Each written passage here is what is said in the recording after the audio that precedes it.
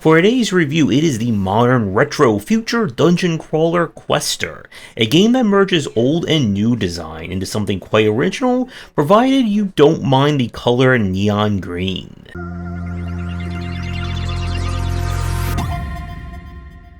It is that cataclysmic year 20XX in Quester, when a virus has destroyed the planet. It is up to human groups of scavengers, known as Questers, to try and make living one day at a time, or should I say every about 9 to 10 days at a time. Your job is to explore the remains of Tokyo, looking for resources, gear, and trying to stay one step ahead of the monsters that now populate the world. As a point of clarification, this review is based off of the first episode of Quester. There are currently 2 on Steam. Episode 2 has not been translated to English, I think, as of the time of recording this, but that may not be completely true. So this is a dungeon crawler with a few unique twists to it compared to some of the other ones we've seen. All the characters are unique individuals categorized by class, so you are not creating any original characters for this. Each character will come with starting gear and will have different upgrades or skills they'll get at specific level ups. Skills are very important as they'll provide either active or passive benefits, and skills cannot stack, so you can't have 2 attack ups and get double attack up. This is very important because a huge element of Quester is how you build your party and what gear you give them. If you look at the bottom of the screen, you will see different resources. Different skills will require one or more combinations of these resources in order to use their attack. So an explosion may need gunpowder, healing may require medicine, and so on. And your kind of reserves that you have for each combat is going to be dependent on the gear characters wear, as well as if they have any passive stats or attributes related to those gear. So you may have like a doctor who will come with free medicine supply for battle, and all your resources are restored after a battle is over, including health. The only thing that will tick down is kind of your special fuel that you need in order to breathe the air, and then when that runs out, you return back to your home base. Combat is completely automated. Your team will fight the enemies, and the team AI is quite good. They will burst down enemies or focus them down. The only thing that was kind of a break in their logic is knowing not to attack an enemy who's about to die of either like poison or some kind of elemental damage. You'll need to give characters gear because defenses in Quester work on kind of a flat reduction. If your attack is higher than the enemy's defense in that respective category, the attack goes through. If it's lower, it will get blocked or reflected. And you must kind of keep ahead of the enemy's defenses if you want to have any chance of winning. And to do that, you'll need to equip different gear. Gear itself will kind of specialize or will get bonuses based on specific stats. So a weapon could be intelligence, vitality, dexterity, strength, and so on and so on. And this can be further modified by different passives and other gear that you wear. Now, the game uses a rarity system to define the strength of gear, going from, I think it was 1 to 5 stars.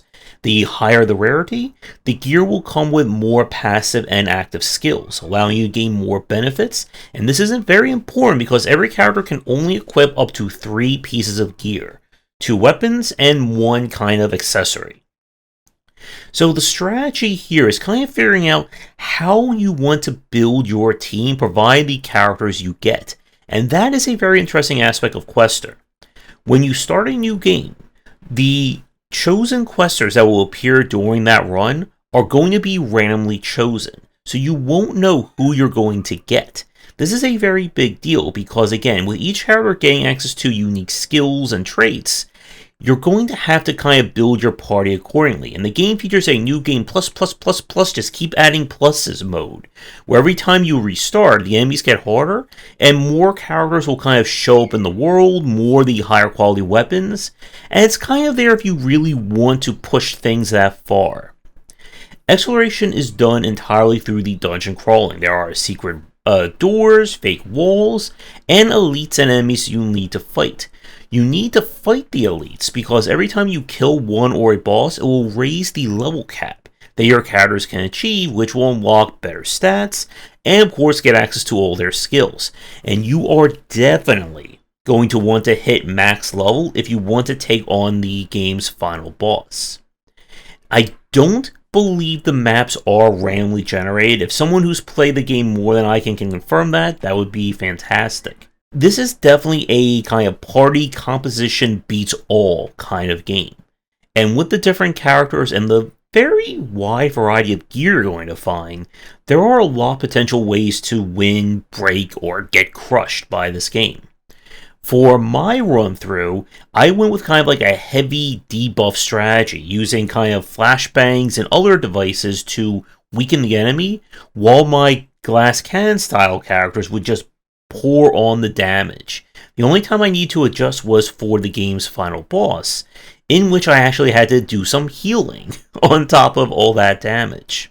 As you go through the game, you'll be able to also upgrade your gear, provided you find copies of it. So it goes, gun +1, gun +2, and this will boost their stats, and of course it will become harder and harder as you try to find higher rarity gear. You have a kind of, I guess, a quasi-survival element in this one, that you must have enough food to feed your characters by the end. I think it's like every 9 to 10 days. I don't know what happens if you don't have enough food, as I did not intend to run out, but it shouldn't be that hard to scavenge, as resource nodes replenish on each day. I enjoyed this one, again, as someone who loves kind of the party composition, deck, or I should say skill kind of combinations and perks. This one definitely worked for me. And this is one of those games, much like when I reviewed Dungeon Encounters, that you are either going to play this game all the way through to the very end, or by the time you've reached this point in this video, you've already decided you're never going to check it out. And this is a dungeon crawling game for dungeon crawling fans. It makes no attempt to kind of onboard or kind of bring you into this design. It assumes you know you're here to do some hardcore dungeon crawling, try to keep your characters alive, and squeak out every little upgrade based on what weapons and equipment you find. If I had any kind of GUI UX issues, is that the menuing can be very cumbersome, especially organizing all the gear that you have. Again, you're going to be equipping your entire party, and it can become very hard to keep track of what is where, what items you need, and there's no, I think, smart sort system. You can sort by rarity and power, but that's about it. But when you need specific skills or have to come with special strategies, it can be a little bit frustrating. Still, this is a game, like I said, that if you're a dungeon crawling fan who's like the likes of Grimrock, Etrian Odyssey, Dungeon Encounters, and so on, then you should definitely give this game a check. And as I said earlier, the second episode is currently available on Steam, and it should either be close to have already been translated to English by the time this review goes up. And if you enjoy the first one, most likely you're going to be enjoying the second one and however many more there's going to be. So that's going to do it for this review. This was played with a retail key. But if you'd like me to tickle your game for the future stream, video, whatever, it does not have to be dungeons or crawling related, please reach out.